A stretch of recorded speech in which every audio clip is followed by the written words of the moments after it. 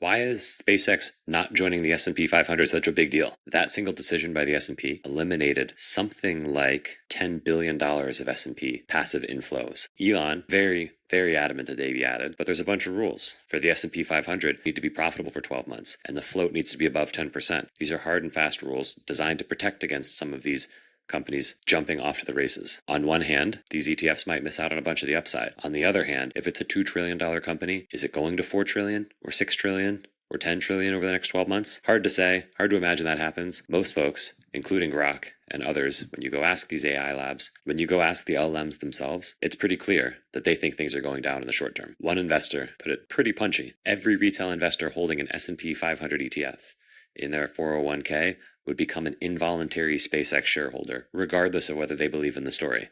That's a pretty telling summary of why it was so important for Elon and SpaceX to get them into each of these ETF vehicles. The fact that they're not will make it very interesting after the IPO.